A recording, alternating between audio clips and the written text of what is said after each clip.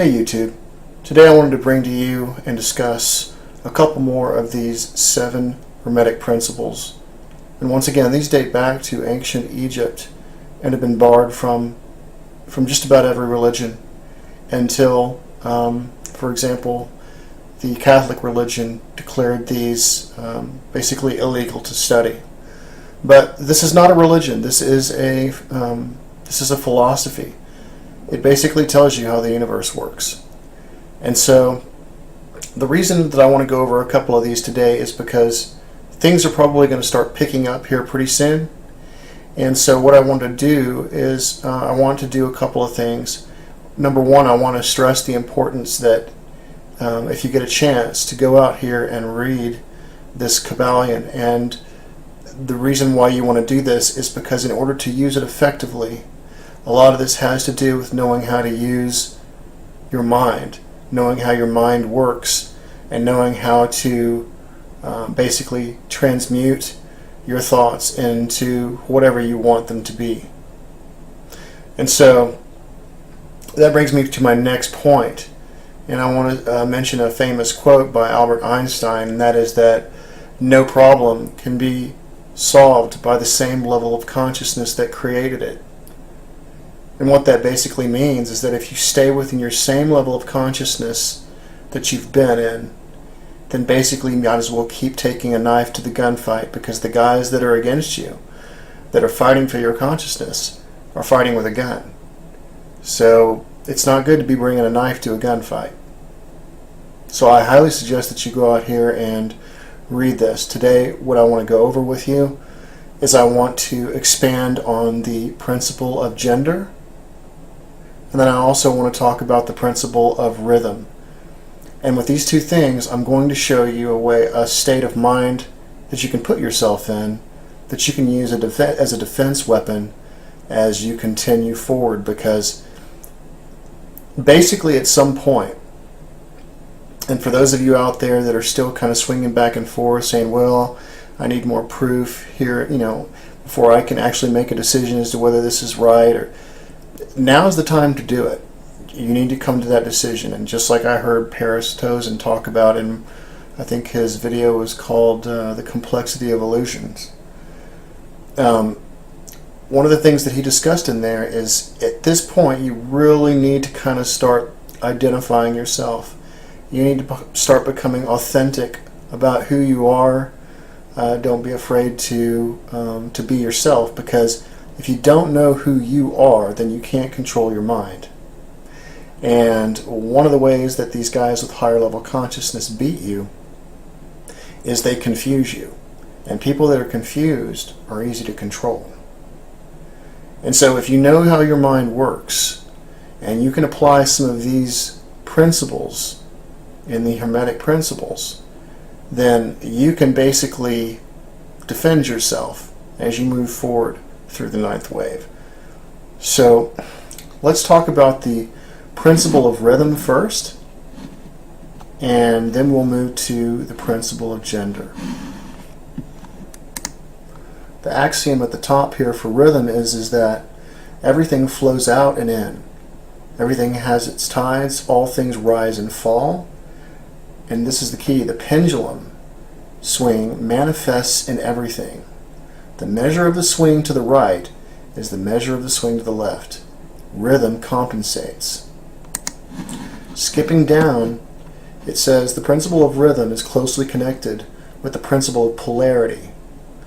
And I discussed polarity with you the other day when we were talking about there's no such thing as good and evil, really, because what we're really dealing with is a scale.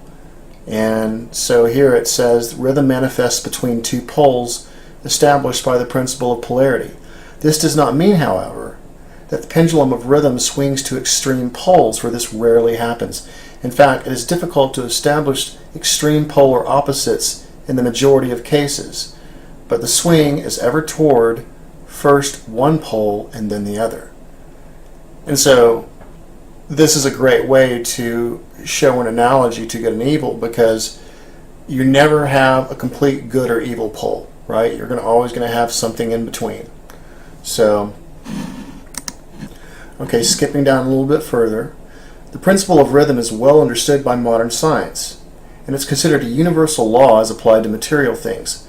But the Hermeticists carry the principle much further, and know that it's a manifestations and influence to extend to the mental activities of man, and that it accounts for a bewildering succession of moods, feelings, and other annoying and perplexing changes that we notice in ourselves. For example, getting afraid or upset about events that may be occurring around you, that may have been put into place, right? But the Hermeticists, by studying the operation of this principle, have learned to escape some of its activities by transmutation. So we're going to talk about that in a little bit and show you how you can escape what they're trying to manifest upon you. So these Hermetic masters discovered that there were two general planes of consciousness, the lower and the higher, the understanding of which fact enabled them to rise to the higher plane and thus escape the swing of the rhythmic pendulum which manifested on the lower plane. So, for example, when an event happens, or let's say a bombing, or 911, or Elenin, or something like that, right? They are swinging that pendulum into motion. And what's happening is that you are riding along on that pendulum because you don't know how to get off of it. And so you swing back and forth, riding that pendulum in that lower plane of consciousness. So the way that you beat that is to move into a higher state of consciousness. And what they do is they call this law, it's called the law of neutralization. And its operations consist in the raising of the ego above the vibrations of the unconscious plane of mental activity. So that the negative swing of the pendulum, which they're trying to make you go back and forth on, is not manifested in consciousness, and therefore you're not affected. It's akin to rising above a thing and letting it pass beneath you.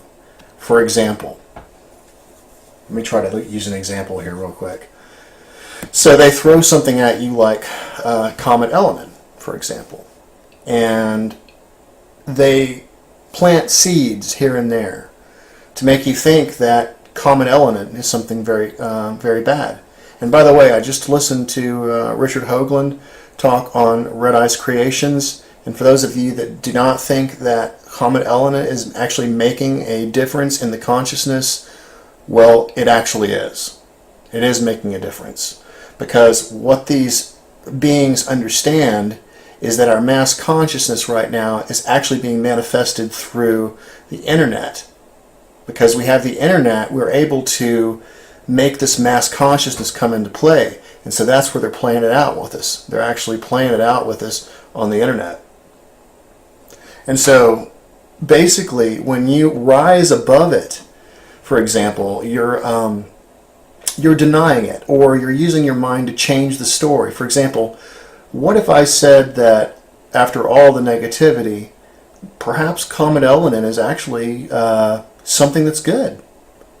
Maybe it's something that is going to be a catalyst to our shift in consciousness, rather than something that's being proposed as being bad. And that's more than likely what's actually happening. And I'll go into that a little bit later. But imagine if you could take your mind and say, I'm not going to let this affect me because I don't believe that that's what's going on. Well, basically what you've done is you performed the law of neutralization, and therefore you've now stepped above the consciousness of where that pendulum was swinging, and it's not affecting you anymore. So if you can apply that type of mental state to the things that are being thrown at you, whether it is the debt ceiling, or money, or police state, because they're going to throw all kinds of stuff at you, believe me. Because this is going to be a race to the finish line, and the closer that we get to the finish line, you can expect stuff to be thrown at you 1,000,000 miles per hour. But if you can learn now how to use your mind so that you don't have to be at that level of consciousness or swing on that pendulum, then you can just perform the law of neutralization and just bypass it. And I'm not saying that eventually they'll try to play some other kind of game on you, but I think it's important that you really learn how your mind works. I would really suggest getting in here very soon and learning this and learning the Kabbalion. And if not the Kabbalion, learn a text that's similar to it, but understand how your mind works and how the laws of the universe work. These were taken away from you for a reason a long time ago, and now they have the advantage. And so there's more actually to go into in this, and the text actually, it's pretty lengthy for each one, but it really does a good job of explaining stuff. It uses a philosophy to help you understand the logic, and you may have to read it a couple of times, but after a while you'll understand that what they're talking about, and it'll start making sense to you, and then you can actually start applying it better. But that's the first weapon. The first weapon is the law of neutralization that you're going to use when they try to swing you on that lower consciousness pendulum. The second thing I want to talk about real quick is called mental gender. And so basically, I'll just read this top part of it for you. Students of psychology who have followed the modern trend of thought along the lines of mental phenomena are struck by the persistence of the dual mind idea, which has manifested itself so strongly during the past 10 or 15 years, and which has given rise to a number of plausible theories regarding nature or constitution of two minds. The late Thomas J. Hudson attained great popularity in 1893 by advancing his well-known theory of the objective and subjective minds, which he held existed in every individual. Other writers have attracted almost equal attention by theories regarding the conscious and subconscious minds, the voluntary and the involuntary minds, the active and the passive minds. The theories of the various writers differ from each other, but there remains the underlying principle of the duality of the mind. Now, if you remember in the other video that I showed you for the virtual chembuster, I was speaking of a negative, or not a negative, but the electron and the proton being the female and the male, where the female is, and it would be an analogy to that, would be the passive versus the active. So the passive mind is the one that puts the thoughts together, the thought forms, and then the active mind actually wills it to happen. And so what they actually are referring to that here, they're actually talking about it being the I and the me part, where the me part is the feminine part, and the I part is the active part, which wills the me to do whatever. And so this is actually one of the ways that they have been able to manipulate us for so long, because what they explain here is that we have remained in the passive state. And so basically they've been able to just move us all over the place the way they want to. I think there's a place in the paragraph down here I want to read for you real quick. Okay, this is really an important part of this. The strong men and women of the world invariably manifest the masculine principle of will, and their strength depends materially upon this fact. Instead of living upon the impressions made upon other minds by others, they dominate their own minds by their will, obtaining the kind of mental images desired, and moreover dominate the minds of others likewise. In the same manner, look at the strong people, how they manage to implant their seed thoughts, right? They plant their seed thoughts in the minds of the masses of the people. Now, does that not sound familiar? Does that not sound like what's going on right now? And thus causing the latter to think thoughts in accordance with the desires and wills of the strong individuals.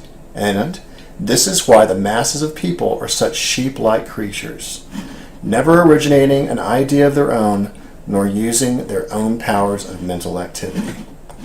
And so one of the things that I want to talk about real quick on this is YouTube. For all of you out there that do not make videos, what is actually happening is you're only using the passive part of your brain. Remember when we built that virtual chembuster, or we built that chembuster outside, or I did? What I actually did was I used the passive part of my brain in order to form that, but then I used the active part of my brain to will it into action, which is the things that you guys that are only favoriting things and not creating your own videos, you're only being the passive ones. You're only taking in the information, and you're not willing any of your own information, creating any of your own unique ideas.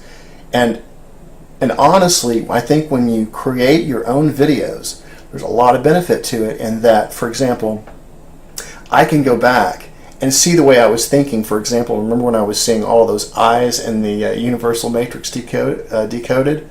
That's so beneficial for